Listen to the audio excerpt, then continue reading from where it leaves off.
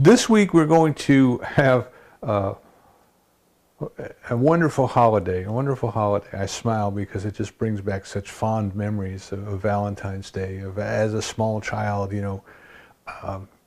take taking those little scissors, those little blunt scissors they used to give us that hardly could cut anything, and we would have to cut out little pieces of construction paper, and with the crayon we would like write on there, "I love you, mommy. I love you, daddy," and then, we had a secret sweetheart someplace in the class. I'm sure we were trying to make our little Valentines for our crushes, our childhood crushes, and all those things. And it just brings up such great memories because it was such a beautiful, innocent time of love, where we could celebrate love and we could teach our children that it's okay to love.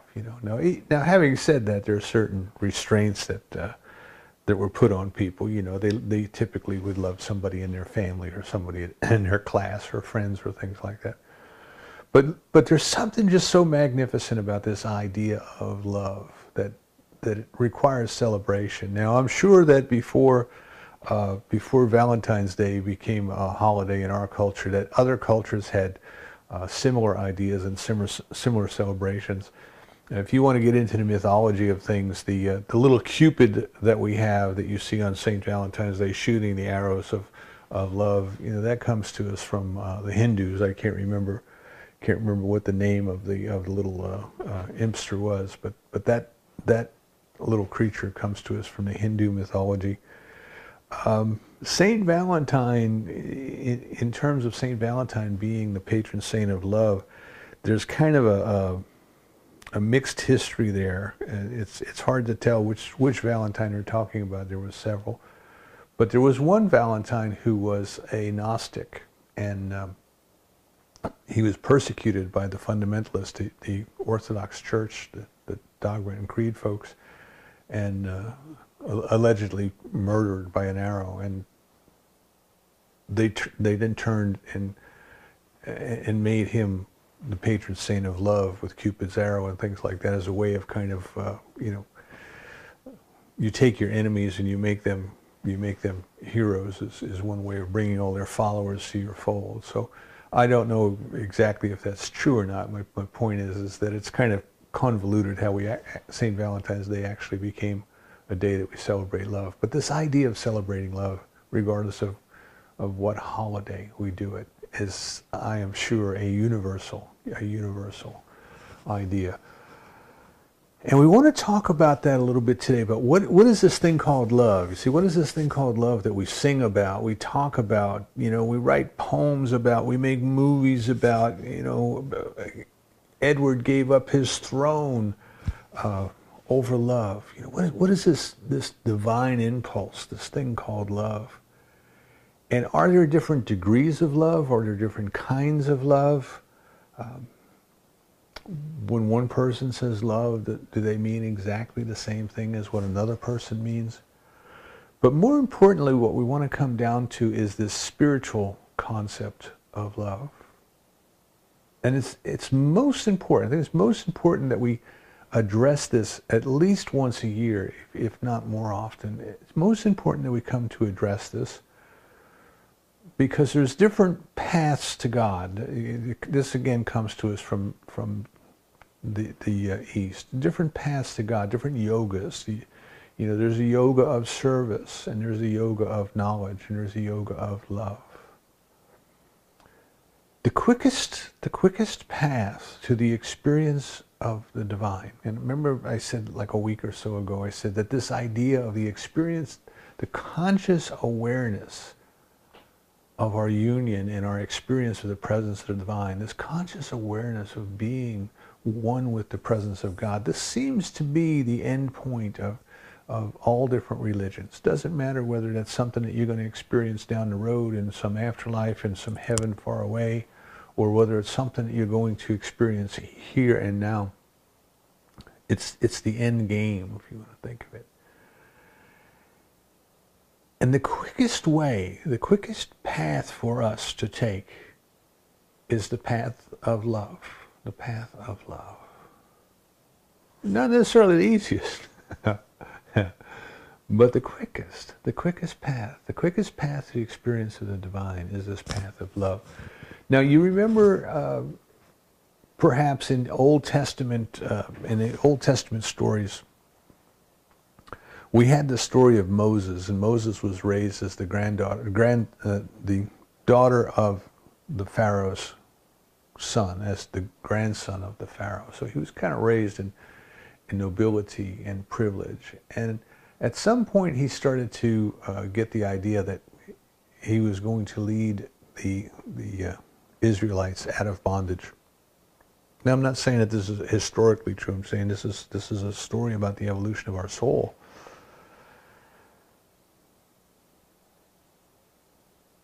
And he got angry and he killed the Egyptian officer, and he buried the body in the sand, and people knew about it, and they said, hey, you're going to kill us and hide us in the sand too? Haven't you ever done that with your mistakes? Just want to take them someplace and whistle them away, hope that they go away. But that's what he was doing. But he wasn't quite ready yet. He wasn't quite ready to do this work that he felt that was his to do. So he had to go out into the desert. And the desert is symbolic of our prayer life, our meditation. You gotta go out into the desert, the solitude, to be alone with the presence. And he came to this well, and around this well there were 7 sisters, and there were a bunch of herders there, and they were being rude, and they weren't letting the 7 sisters get to the well to draw the pails of water that they needed. So Moses intervened. He still was a little bit of a hothead, I guess, and he intervened, and he made it clear that these young ladies were going to get their water, and they did. And one of them, I believe, was Mary, Mistress of the Sea. Later on, we would have Mary, the mother of Jesus. Remember, the Bible is kind of constructed in bookends. And she was the daughter of a priest. And he married her. And the symbology there is the 7 sisters represent the 7 main aspects of God. And for each of us, there's one quality of God, whether it be peace, whether it be joy, whether it be love, whether it be beauty. There's one quality of God that is more attractive to us than the others. This Miriam was more attractive than the other 6 sisters.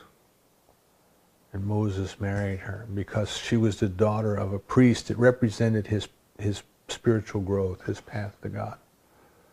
For each of us, there's a way. There's a way that's going to be the one that we naturally would go to. Whether we kind of were forced to or not, or whether we thought we had to or not, we would do it. We would do that anyway. We would fall in love no matter what. Whether it's good for us or not, we're going to do it. You can't stop us. It's just the way that we are built. We're going to do that. So if we are going to fall in love anyway, if we can't help it, if we're hopelessly romantic, and we can't help but fall in love, then let's do it in a way that leads us to that experience of the presence of the divine. That's why I say it's the easiest path for us to take, because most of us are going to start on it whether we want to or not. How many people do you know said, well, the last thing I expected was to meet the love of my life when I went such and such a place, but there he or she was, and it was love at first sight. So we're going to fall in love anyway. Can we take the idea of love then out of the human context, out of the emotional context? We're going to talk about those a little bit.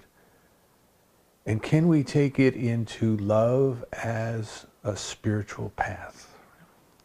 And I'll just briefly mention that there's going to be one of those other 6 paths that's going to be very, very difficult.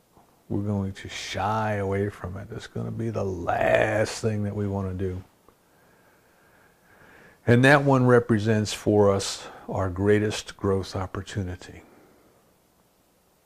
So what I always tell people is try to find the easiest one because that's the one you're going to stay with, and try to find the most difficult one because that's the one that's going to give you the greatest growth. And do the most difficult one until it gets too difficult for you to go back and do the easy one. Then go do the difficult one again and then go back and do the easy one, and keep switching back and forth like that. And that way you are deliberately, consciously choosing to grow. Choosing to grow. What is spiritual growth? Spiritual growth is growing in our conscious awareness of our unity with the presence and the activity of God. That's what that is to me. That's the way that I define it. So now we come to this thing called love. So again, love is, like I say, it's easy. It's so easy that we can't help it. It's hard for us to not love someone or something, or our pets, or our plants, or our country, or the beauty of the place that we live, and the sunrise and the sunset and the ocean and the mountains. There's just something there. There's something that's kind of calling to us, and we can't help it. We can't help but love someone or something. But let's talk about the different kinds of love and different degrees of love, and the difference between ordinary love and the love of a Buddha, or the ordinary love and the love of a Christ. The difference between ordinary love and agape, unconditional love. Because it's the agape, unconditional love, the love of a Buddha, the love of a Christ. It's that agape love that we're talking about. That is the divine love. That is the divine love. Now we can wander around into the human experience of love, and we can spend many, many years kind of in and out of relationships and all those kind of things. And we're not growing. So what's going on here? I'm spending all this time in love, and here I am so many years later, and it seems like I'm right back where I started. And the issue there is that we're coming at love in the human perspective. We're coming at love from the ordinary perspective. So let's talk about that a little bit. Keep in mind the three levels of human consciousness. They permeate everything. Right? The first level is dogma and creed. The first level is the orthodox. The first level is about doing. The second level is kind of emotional and intellectual. It's about learning. It's about growing. It's about sharing. And then the third level that we know of is the mystical level. This is the level of unity. In the opening treatment, I talked about experiencing that oneness of the presence of God. Experiencing that love, you see. That is where the mystics come from. And if you start out at the beginning, and if you look at the religious level, the dogma and creed of many different religions is in fact different. And in many cases, they will tell you that our way is the right way and the only right way, and everybody else is, well, they're just wrong. See? And when you get to the mystical level, it doesn't matter what tradition the mystic came out of. They seem to be saying the same thing. So there's kind of a mystical revelation, a revelation that occurs when people experience this oneness. And if you go back and look at the history of world religions, many of the world religions started when somebody had this mystical experience. As I mentioned, I believe at the beginning of the year, the difference then between religion and spirituality is religion is taking somebody else's word for it, believing in somebody else's experience. But spirituality is having your own experience. And there comes a time where listening to other people talk about their experience is good. It's encouraging. It kind of gives us something to think about. It helps us to grow. But there comes a time where it's not good enough anymore. It's just not good enough anymore. We have to have that experience for ourselves. We have to throw ourselves into the experience of the unconditional love of God. when we have that mystical experience, when we start to walk in those mystical shoes, you see, then we start to understand what the mystics of the world have been telling us. And we understand why the religions are coming at things, and they're coming at them from the point of view of what's different, what's right and what's wrong. And the mystic is coming from things at the point of view of unity. So when it comes to love, when we talk about this thing called love, and we have to stop and think about what we're thinking about. And now, once again, we're talking about an intangible. Last week or last couple of weeks of St. Ernest Holmes was talking about the intangible nature of metaphysical teachings. When we say there's a power in the universe that responds exactly according to our belief, pray believing in your hearts and it's done unto you. That's kind of, it seems intangible to people. You know. There has to be a way of making it more tangible, of seeing it, you know, and that's where treatment and demonstration comes in. That's where answered prayer comes in. And in fact, it's no more intangible than gravity, because no one knows why gravity works. We can describe it, we can measure it, we can weigh it, we can touch it, we can feel it. If you saw the launch of the Falcon Heavy last week, you know, we know enough about gravity to get rockets into space. But it's intangible. We don't know why it works. We come to this thing called love then, and it too is intangible. And human consciousness, depending on whether human consciousness is in that first, second, or the third level of consciousness, human consciousness sees and experiences love in different ways. So we want to make sure we're not caught up in love as a transaction. This is where the first level of human consciousness sees things, you know. Love is a transaction. Love, you know, it's kind of like a bargain. I love you, and you will do stuff for me, and you love me, and I do stuff for you, and together we kind of, you know, we have these things divvied out, you know. Who's going to do what around the house? Who's going to cut the grass? Who's going to do the laundry? What days, and all these kind of things. And in that regard, love is not much more than what you would expect in a business transaction. You know, the rich people marry their children off to one another to preserve their wealth, to keep the wealth in the families. You know. In the monarchies married off their children between countries to kind of coagulate the wealth of the two nations and to keep peace between the two nations.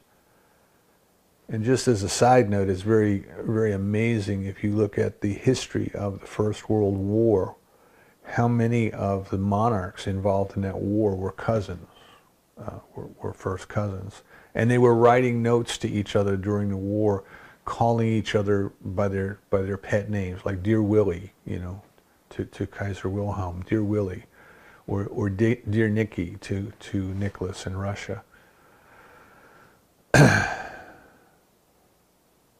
But that was a transaction, you see. That was a transaction, and it's based on need.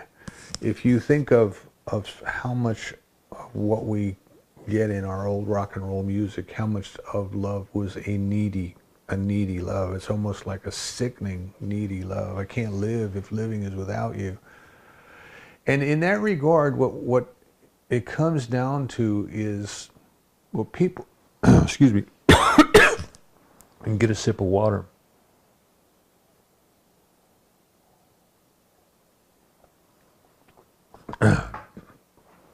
People feel like they're in love as long as they're getting what they want out of whatever that relationship happens to be.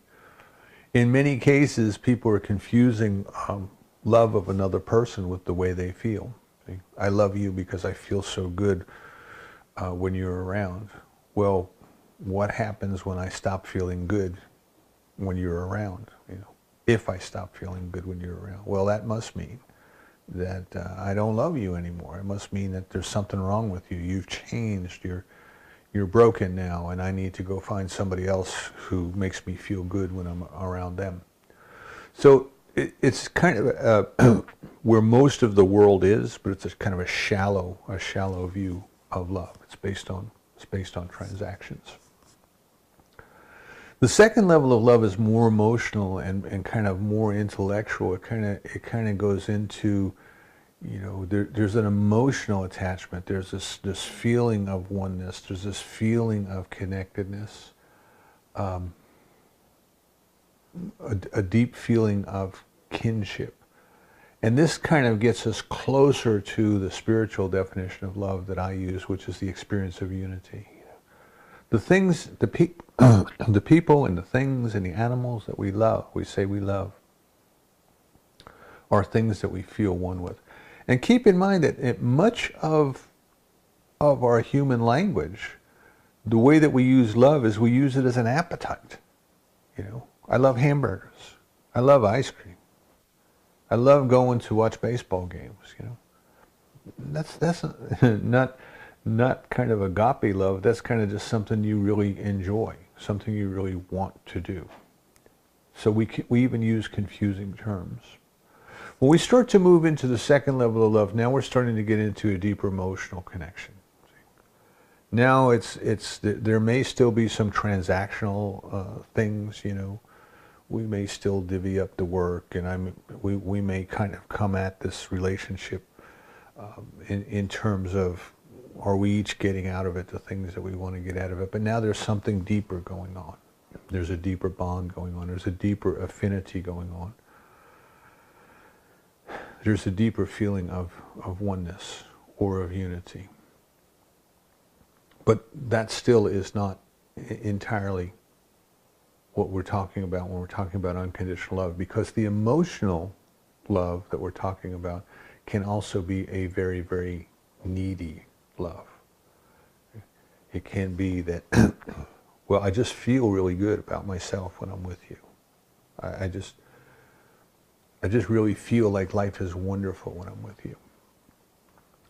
And what Osho tells us is to stop and think, what is really going on in that kind of a relationship? And what he asks us to consider, and when I read this, I had to stop and think about it. It kind of gave me a pause. I had to stop and say, well, does that make sense to me or not? But I'll toss this out here so you can think about it.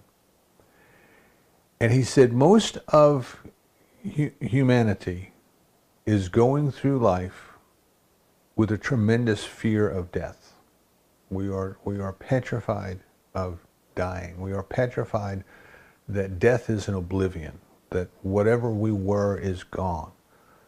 We try to build memorials to ourselves. We try to build up a legacy of our life's work so that when we're gone, we will be remembered, And one of the ways that we do that is through relationships. See, this person needs me. And then when I'm gone, they will sense a great loss. And somehow, because they sense this great loss, I will have this legacy that lives on. I won't be just evaporated into oblivion, but this need for me, this big empty hole that will be left in all of these people around me who need me. See, that will be kind of the thing that keeps my memory alive. So what we tend to do at that second level is we tend to get ourselves into a relationship that we can go through and we can pretend that as long as we're with that person, as long as we are in that relationship, no harm shall come to thee. The world can have its wars, but if I'm with you, it's all okay. The world can have its famines and its earthquakes, but as long as I'm with you and I'm in your arms, it's okay. And we're deluding ourselves into avoiding the what's going on in the world, and also avoiding the bigger issue, which is we are all just here temporarily. Right? We're all just kind of passing through. That's what life is, and we have to come to accept it. So Osho tells us to consider that, and he says you can never really love another until you become completely comfortable with your own mortality. Till you become completely comfortable with the idea that this physical body that you have is someday going to die. Doesn't mean that you're going to die. You have to come to grips with then what is life, see, and what is consciousness. But someday the physical body that you use while you're here on this earth is going to die.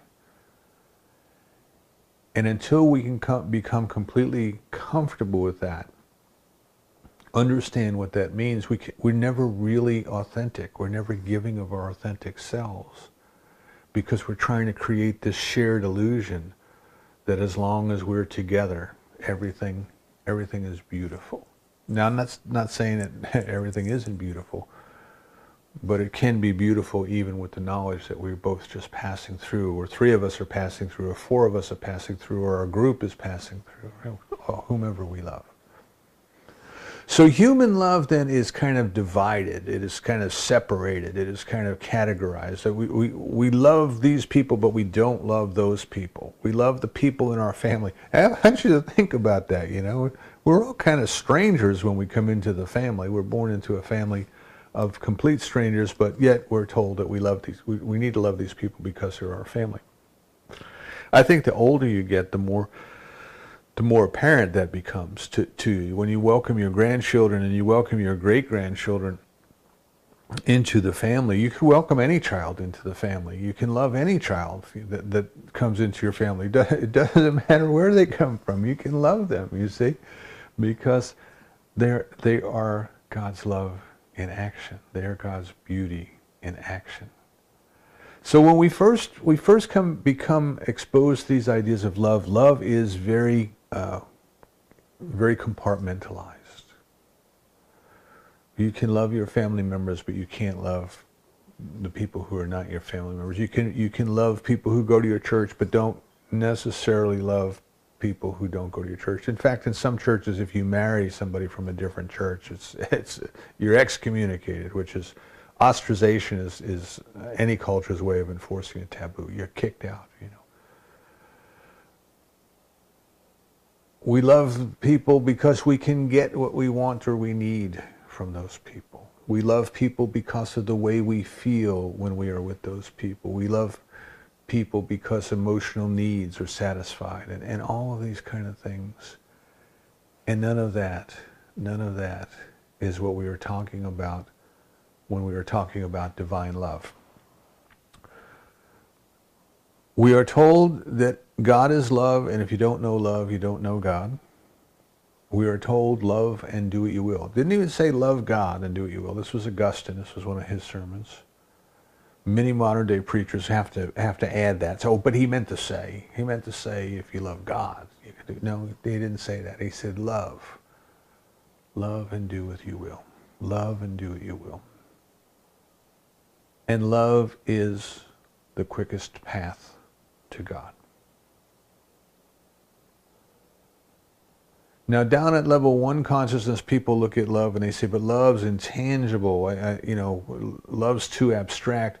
What does love in action look like? And they say, well, love in action looks like service. Well, then if we go feed the poor and clothe the naked and visit people in prison, then we're doing God's love. And yes, you may be. Well, what is your intention? You see, it's entirely possible to go through the actions without a true spiritual love in your heart. I know a lady who was into charitable works for over 20 years of her life, and she had to leave the organization. She said she came to the realization that what she was doing was amoral, not immoral, not bad, but amoral. She was doing what she was doing because she thought somehow it was gaining her merit in God's eyes. She wasn't doing it because she truly loved the people she was serving. You know, it's kind of like, well, I do this to these people because God loves these people. Instead of, this is my brother. This is my sister. I do this because I am one with these people. Ernest Holmes tells us, I am not my brother's keeper. I am my brother. I am my brother. So this love that we're talking about, this agape love, this divine love, it starts to come into a realm of a devotional love. My love is that I see and I feel and I sense the presence of God within another, within you, within each and every one. I don't want anything from you. I don't need anything from you. I'm not going to feel better or worse about myself if you are here with me or not here with me. But I love you. I love you. I love the presence of God as you. See, this is divine love. This is agape love. This is unconditional love. You don't have to give me anything. You don't even have to be nice to me. We don't even have to meet. But I love you. I love you. Now, if we come at things from that context, we can understand how feeding the poor, clothing the naked, visiting people in prison, we are treating our neighbor as we would like to be treated, because we are in fact one and the same. One and the same. If I have a coat, it's your coat, because we are one and the same. It also starts to kind of make sense to us then, no greater love has anyone than to lay down his life for his friend. You can imagine that kind of love. I mean, what parent wouldn't step in and risk his or her life to save a child? You know, who wouldn't do that? You know, in the most terrible human things that we can think of, armed combat. You know, we have examples of soldiers who give their lives to save their comrades. You know, we're one. We're one. Joseph Campbell tells us that is the ultimate sacrifice, because at that moment, there's no longer any separation.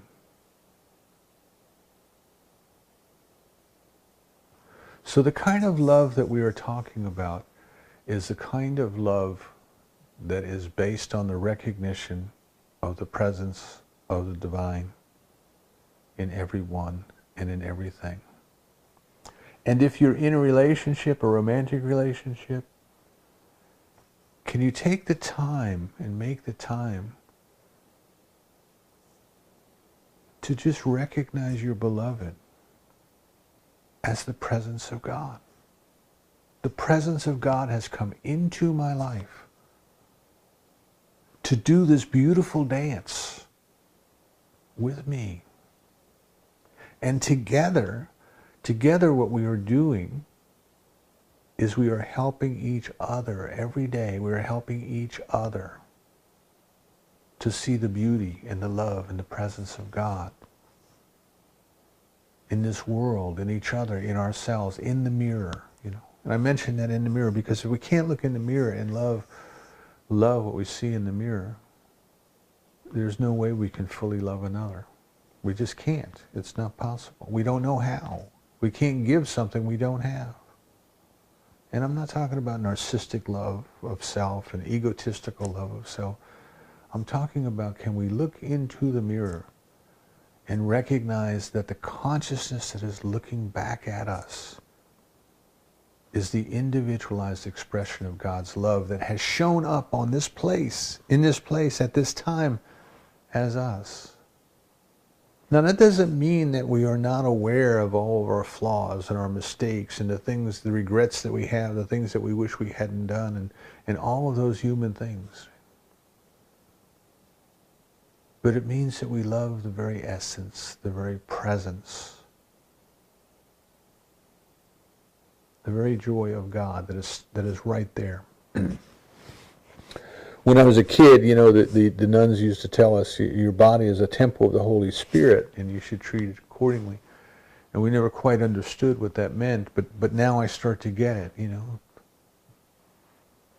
The very love of God has decided to suit up and show up as you. Can you appreciate that? And as you start to come to appreciate that, can you look at another? Can you look at your beloved And can you see that in them? And then can you see it in others? You don't have to be in relationship to recognize the love and the presence of God in someone. You don't have to be romantically involved. Can you see the good and the grand in each and every one? In each and every person?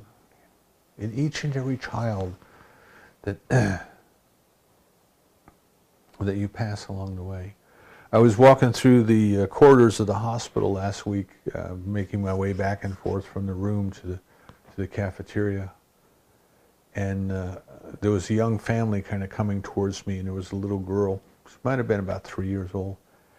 And she was moving her feet in a peculiar manner. And of course, we're in a hospital, so the story that I made up is that she must have had a cast on her foot. I couldn't quite see. She was some distance away. But she didn't. She was kind of marching. So this family is walking down this hall, and in that hospital, everything is a quarter of a mile. No matter where you want to go, it's a quarter of a mile away. So she was marching. She was marching. She was holding her mommy's hand, and she was kind of marching.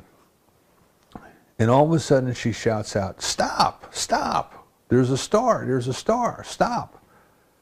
And the people that were with her, they were engaged in conversation, but her mommy knew what she wanted. She said, okay, there's a star, everybody, we have to stop. Well, in the hallway, about every 50 feet or so, there was a little star design made out of tiles built in the middle of the floor.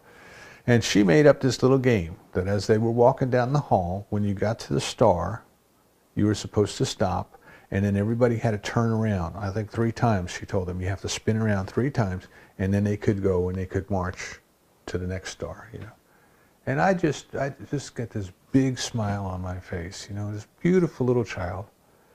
Everything's fun. There they are in the hospital, don't know why they were there. There they are in the hospital, or the adults are kind of lost in their conversation. And she just found a way for it to be fun. Can we appreciate that in one another? Can we see that in one another?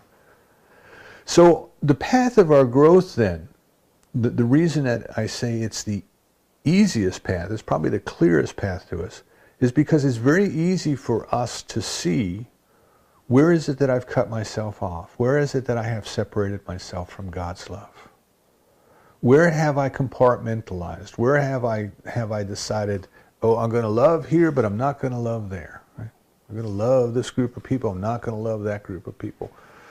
A few weeks ago, maybe a month or so, 6 weeks ago now, there was a piece on TV of a reporter went to visit a man who was in a hate group. He was kind of a leader of a hate group right here in North Carolina, not too far away.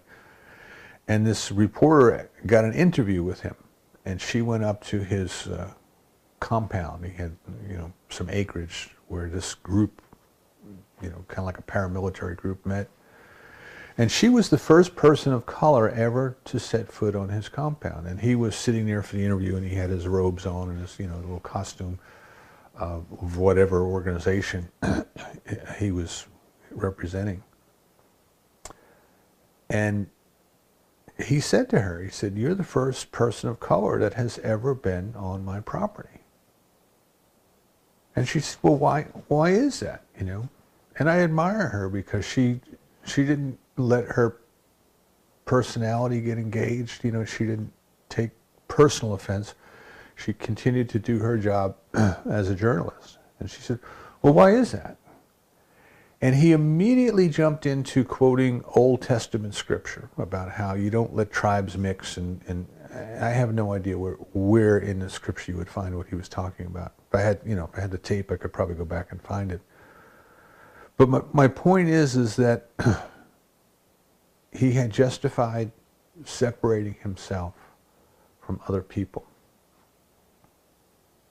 based on his he used religious scripture to do that. Where have you and I separated ourselves from other people? Where do we separate ourselves from other people? When do we think of other people as less than the love of God? when they cut us off on the highway, if they steal from us, if they say bad things about our political party, you know, when do we get angry and we start to think of other people as less than the very love of God in action? So now you can start to see what we're told. Love one another. Love your enemies. Pray for your enemies. Forgive your enemies 70 times 7. Why would you do that? Why would anybody do that? Because when we allow ourselves to be separated from another human being, and by being separated, I want to be very clear. What I mean by that is when we see another human being as anything less than the expression of God's love, we have separated ourselves from God's love.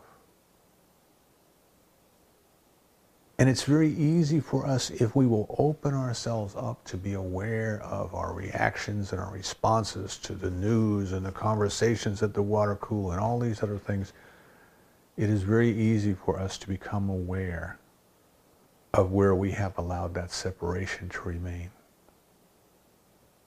What are our prejudices? What are our biases? What are our likes and what are our dislikes? You know, I'm chuckling because I grew up in New York City, which was full of, you know, every different culture and race in the world, I think, is right there in New York City. And my dad unilaterally didn't like any of them. I tell everybody that my dad made Archie Bunker look like a liberal. And that was just his way, you know, that was just his way of being. You know, if you weren't exactly like he was, well, by God, there was something wrong with you. He may not know what it was right now, but he'd figure it out shortly. And the funny part to me was, you know, you ask him, well, what are you? You know, he didn't know. He didn't know exactly what his DNA was or his ancestry, but it was right. It was right. So I chuckle because it was very easy for me to see that in him. Later on in life, I had to go back and look at where could I see that in me? See. So where is it that we have a hard time accepting another human being as the very love of God, the very love of God? And that doesn't mean that we condone your behavior. That doesn't mean if somebody's violent, we have to say, well, you know, we're not going to pay any attention to the violence they committed. We may have to put people in jail to protect society from people who would harm society. But we don't have to hate them when we do that. We don't have to think of them as less than human when we do that. We just have to recognize that this is a spiritual being in the process of waking up. And until they can do so in a manner that's safe to everybody, we just need to keep them separated. That's all. That's all. We don't have to get angry with them. We don't have to kill them. We don't have to put them to death. We have to have compassion. This is the fundamental teaching of Buddhism, is compassion. Compassion. I want you to think about the world in which we live and the problems that the world faces. And we're not facing much different problems that are much different than the problems that we faced in the past. They may be amplified and magnified because of the technology that we have and the capabilities to destroy one another that we have. But the fundamental issues, the core issues that we're dealing with, the world has been dealing with since recorded history began. But I want you to think of all of these problems and try to find one, just try to find one that wouldn't go away if we truly loved one another, if we truly loved one another. We truly recognized each other as part of ourselves. If we truly understood that I'm not my brother's keeper, I am my brother. If we truly understood that love is not about a transaction and getting needs fulfilled, whether they be physical needs, emotional needs. Love is about looking in another's eye and knowing the presence of God is in there. Love is about looking in the mirror and knowing the presence of God is in there. Would we allow people to go hungry if we knew that they were part of us? Would we want to destroy people if we truly believed that they were part of us, that we were part of them, that we're all part of God? Louise Hay used to say, the world isn't suffering from lack of money. It's not suffering from a lack of food. She said, children are going to bed hungry at night because the world is suffering from a lack of love. I invite you this week, and I invite you this year, because this is kind of like a kingpin to our spiritual growth. Challenge yourself to think about love, what you mean by love. Is there a difference between human love and divine love? Is there someone in your life, something in your life, that you can love for no reason? No reason.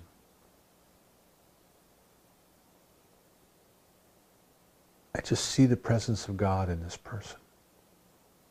I just feel the presence of God in this person. They don't even have to know it.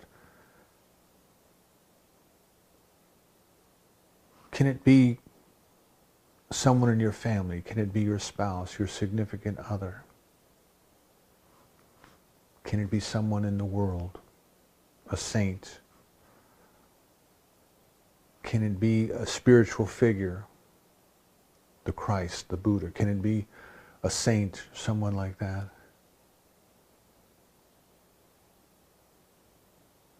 Can you find a way to open your heart somehow, some way? Can you open your heart to the experience of total and unconditional love for no reason? See, love doesn't need a reason. Love is the reason. Find a way to do that. Find a way to encourage yourself to learn how to love unconditionally. Find a way to catch yourself when you are not loving someone or something unconditionally.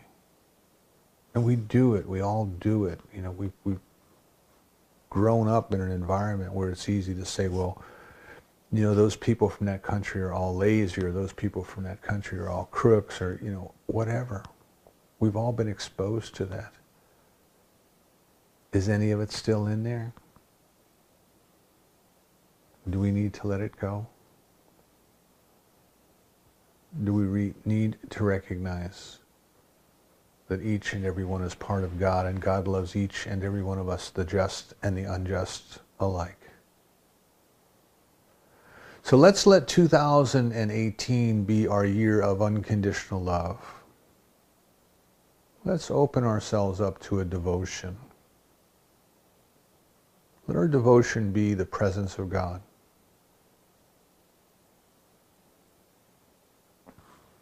Meister Eckhart, around 1300, told his congregation he never thanked God for loving him because he knew that God could not help himself. Meister Eckhart called God him. God is love. He who knows not love knows not God. Let's let this be the year of love. And so it is. So let's come together then in a closing treatment for this purpose of experiencing love. The divine has created us out of itself, each and every one of us.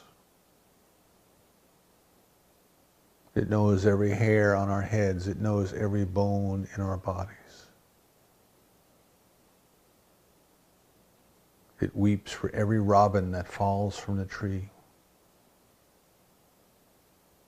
It is nearer than our hands and feet. It is closer than our breath. It does not need a reason to love us.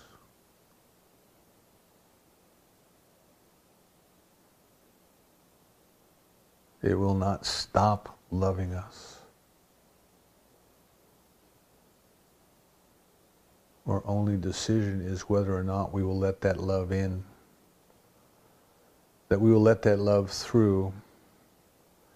And as Gibran tells us, love is like perfume. We can't put some on another without getting some on ourselves. So we open our hearts up today to love.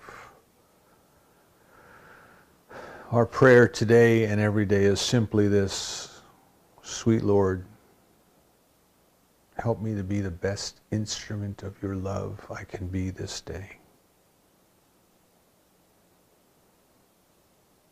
Help me to accept the strength and the resources that are required to do the things that I ought to do out of love.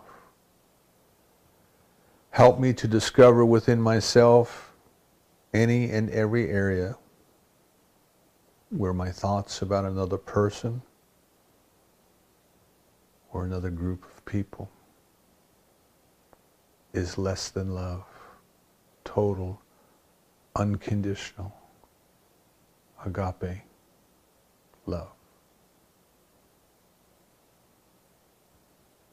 We are grateful for this opportunity to come together in this spirit of love, to open our hearts, to open our minds, to open our experience to the presence and the activity of love. And we know that this divine love washes away, dissolves, and cleanses every and anything within our consciousness unlike itself. As sunlight is the greatest disinfectant, God's love disinfects our consciousness. We love ourselves as God loves us. We love each other as God loves us. And we allow love to be our path to the experience of the presence of God while we are here on this earth. We're grateful to know there's a power in the universe that takes this word as its direction and has already begun producing whatever change or changes as needs must be in our consciousness and in all consciousness, so that divine love flows through unfettered. We release this treatment to that perfect law, so certain it is done that we say together, and so it is.